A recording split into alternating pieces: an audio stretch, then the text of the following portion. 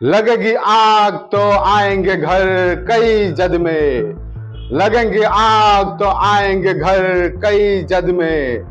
यहाँ पे सिर्फ हमारी मकान थोड़ी है। हमारे मुंह से जो निकले वही सदाकत है। हमारे मुंह से जो निकले वही सदाकत है। हमारे मुंह में तुम्हारी जुबान थोड़ी है।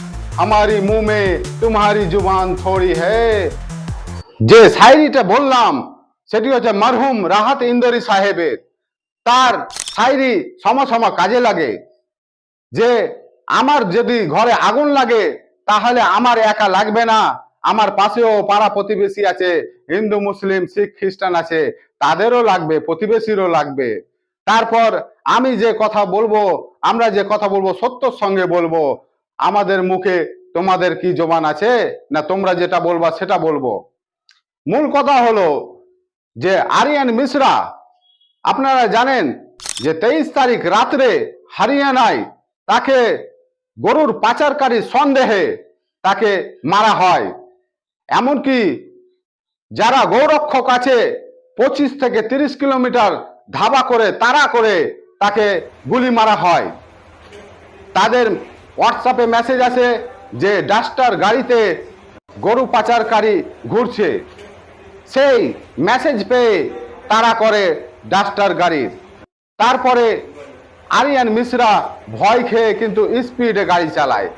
এই স্পিডে গাড়ি চালাতে চালাতে আপনার 25 থেকে 30 কিলোমিটার তাড়া করে এই গৌরক্ষক নামে ভণ্ডরা। তারপরে গুলি করে জানলার ভিতর দিয়ে আরিয়ান মিশ্রার বুকে লাগে। গাড়ি থেকে নেমে দুষ্কৃতীরা আবার গুলি করে আরিয়ান মিশ্রাকে।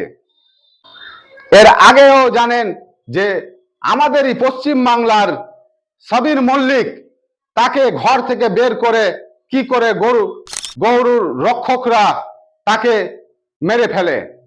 এইরকমই ঘটনা ফরিদাবাদের হরিয়ানায় আরেকটি ঘটনা ঘটে গেল আরিয়ান মিশ্রার সঙ্গে।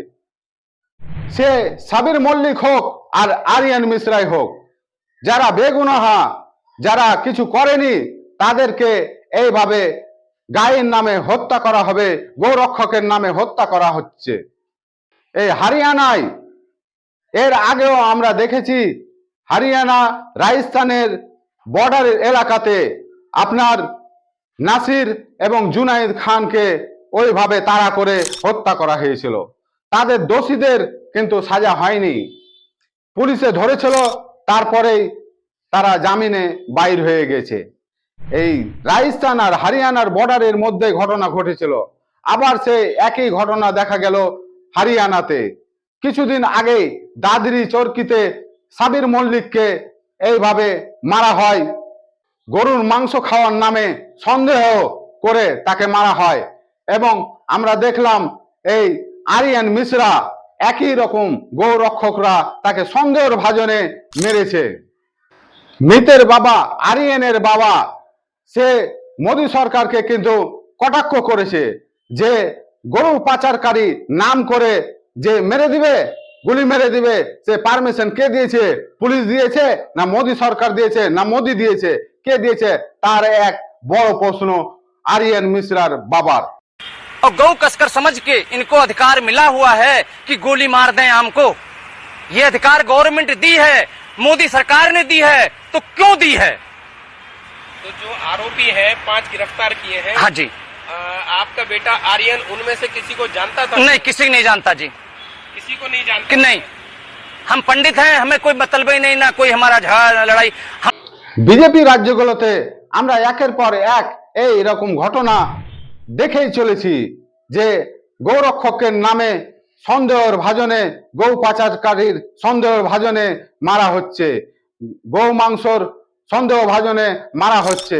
তার জন্য আমরা চাই যে সাবির মল্লিক হোক আর আরিয়ান মিশ্রা হোক, তারাকে যেমন বিনা কারণে বিনা দোষে না মারা হয়। তাই আমরা সুপ্রিম কোর্ট অফ ইন্ডিয়ার দৃষ্টি আকর্ষণ করছি যে দেশ চলবে সংবিধান অনুযায়ী এবং এদের বিরুদ্ধে একটি কড়া আইন আনার জন্য। এটাই আমার আবেদন থাকবে সুপ্রিম কোর্ট অফ ইন্ডিয়ার কাছে।